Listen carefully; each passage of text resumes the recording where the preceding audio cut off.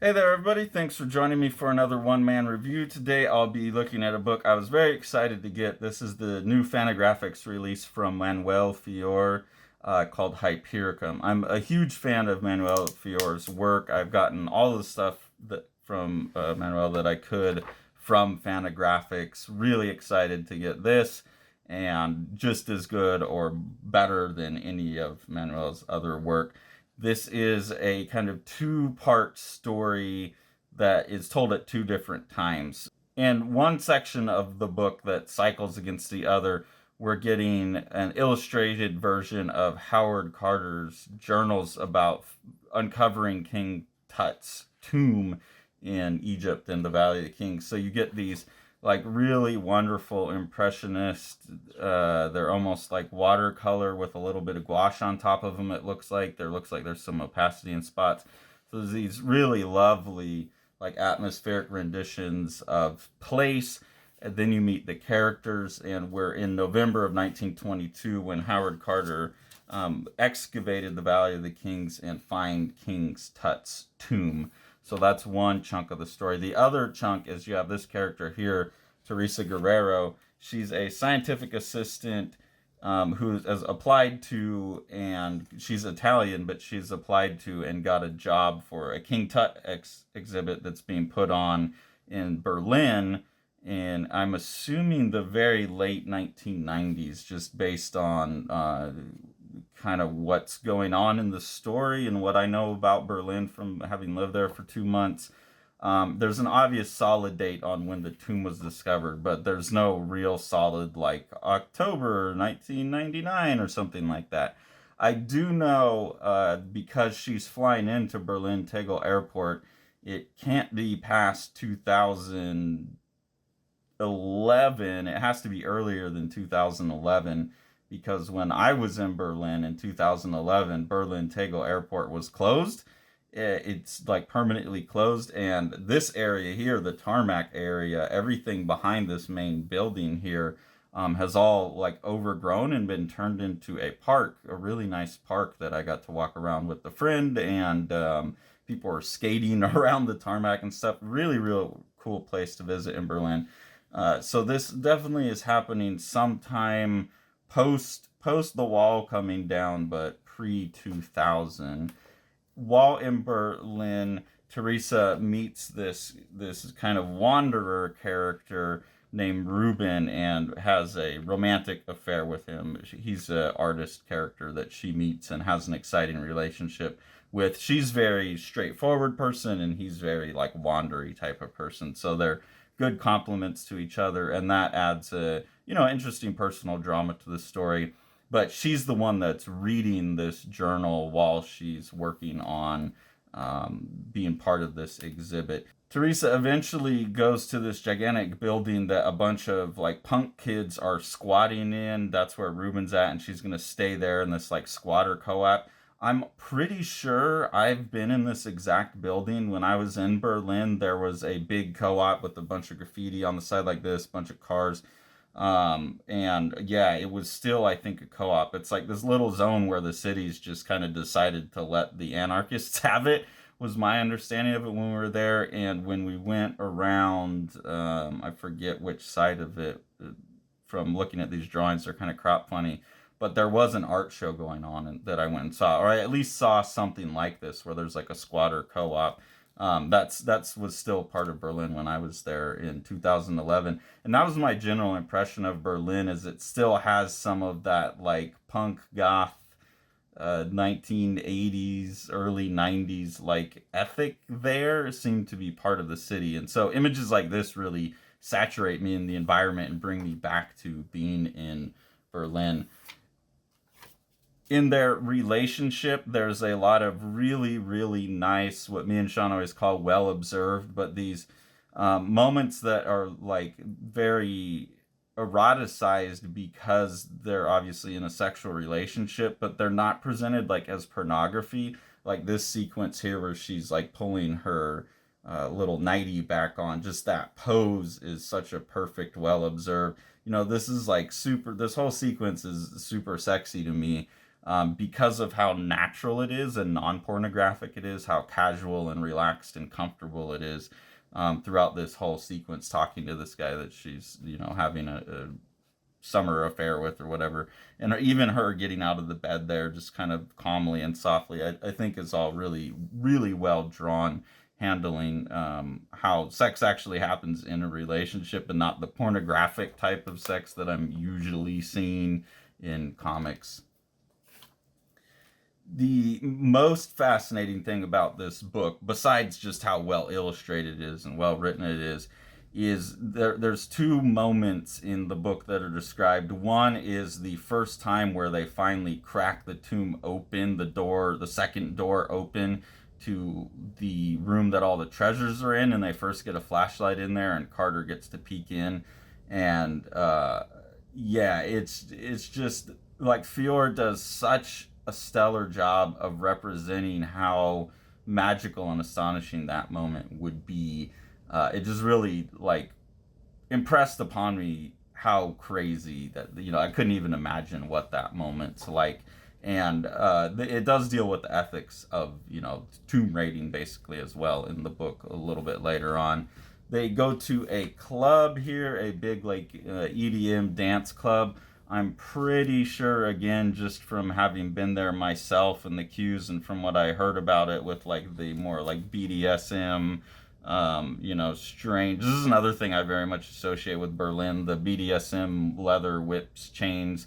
The area I stayed in Berlin had 4, 5 stores like this on a corner. They were just like 1, 2, 3, 4, 5 or 4. There was a whole bunch of different businesses selling just this stuff on the corner.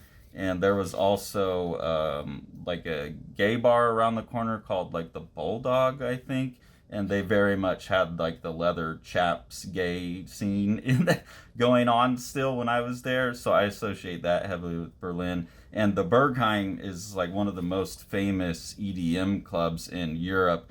And it's known for having some pretty wild sex party stuff going on. Me and a friend went there and partied, but we're Americans. We only made it to like 4 in the morning. Apparently and that's on like Friday night. Apparently the real parties starts happening like after people have been dancing for a full day straight and they're twacked out on speed or whatever.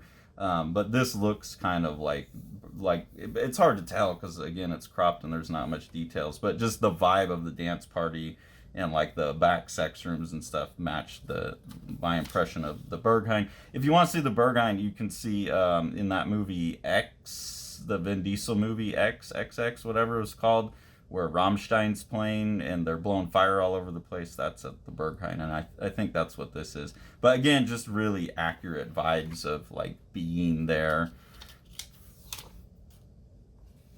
Some fun shout outs to other inspirations that you may not like right away associate with Manuele Fior and European comics in general. So we get a Captain Harlock sequence there as like a cartoon that Ruben really enjoys watching.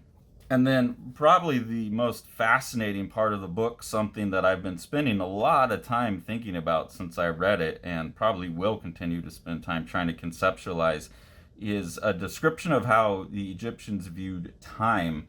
This says, studies of spatial temporal cognition in most contemporary civilizations reveal a perception that is generally the opposite of how the Egyptians saw themselves. Most people see the future as in front of them and the past as behind them. For the Egyptians, this was not the case. Numerous sources refer to something unknown or not understood, such as the future, as being behind them. Since the future is unknown, it is located behind the speaker where it cannot be seen. Conversely, the past, having been experienced, is known, so is always visible. The past is thus revealed in its entirety before the observer. And I really like that idea. Like, my whole life has been what they say is normal for everyone else, is that life is like a road and you're traveling forward on it, which sees you as the moving obstacle. This is almost like you're a stationary thing and your future is like flowing through the back of your head and then spreading out in front of you like this thing that's playing out. And they talk about that it's like a mural that's kind of painting itself, the picture, a fresco being painted in front of them. The fresco represented the ancient and primitive vision of the world, a perfect and immutable representation of origins. I find that to be just a really fascinating idea. Anytime you flip such a given metaphor that seems so obvious and it works perfectly the other way, it's interesting. So absolutely fascinating there.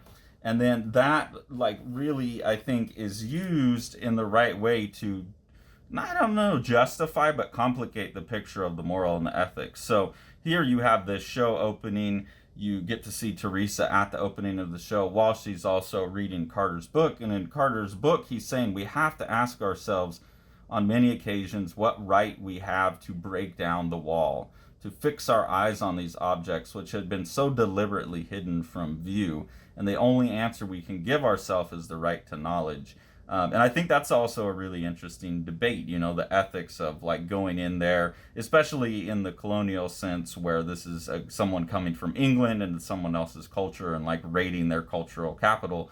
But at the same time, it's like that bit of knowledge, that picture into this world where people view time as like completely metaphorically opposite of how we view it, seems so beneficial to the species as a whole. And I think Shauna has given me a word for that in some of our talks, that there is like a value in that, that has its own cultural value. Sean calls that utility. There's a utility to the creature, the species as a whole, to know this knowledge that outweighs the utility of preserving the moral code. I know that's a controversial opinion, that's fine, but it's hard for me to read this book and not get it. It's hard for me to put myself in, you know, whatever, 1920 and imagine being in this guy's shoes and coming up on this treasure and learning all of this stuff,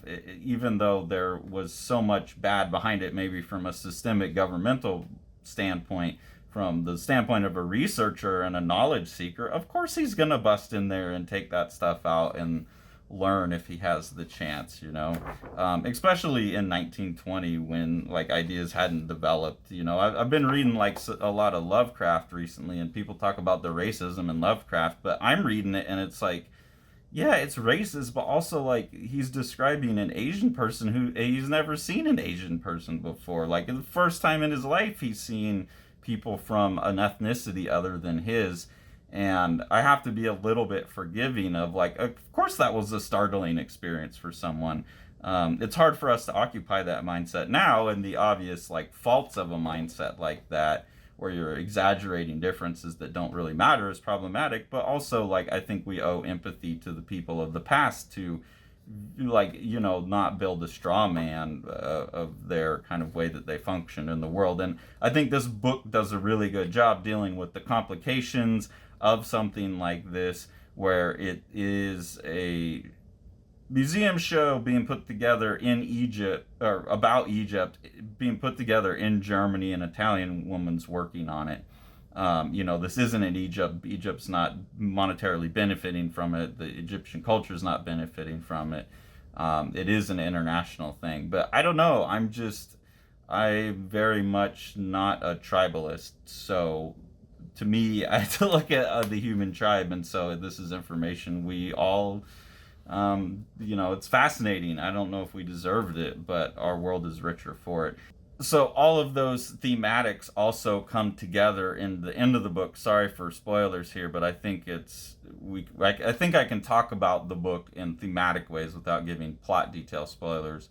But at the end of all of this, and this is why I kind of get a sense, they talk about entering into the new millennium, and I get a sense of the timeline. It has to be pre 2000, because we get 9/11 at the end of the book and the collapsing of the towers and everyone seeing that. And at first I thought that was a strange way to end the story, but then I realized what Manuele Fior is doing is also like demarcating the end of the colonial era, pretty much, or like how all of that East versus West, you know, the pillaging of the East by the West kind of led to this moment and sets up that like us versus them versus like the collective. You know, all of those thematics. It seems like going in and the colonial orientalizing exploratory stuff of the late 1800s, early 1900s, yeah, like gets brought to full public tension with 9/11.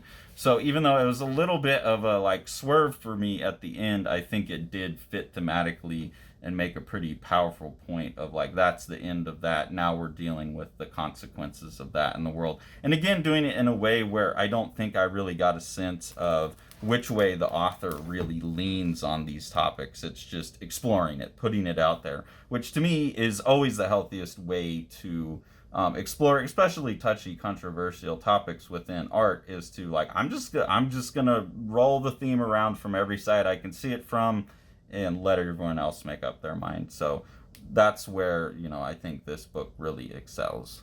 And I think Manuel Fior explores the complexity of that very well. And it explores some of the other, or it touches on some of the other themes I've seen in Manuel Fior's art about like the collective versus the individual and things like that. You can expand that to like an individual culture or ethnic group versus like humanity as a collective as well, the collective utility versus the individual utility.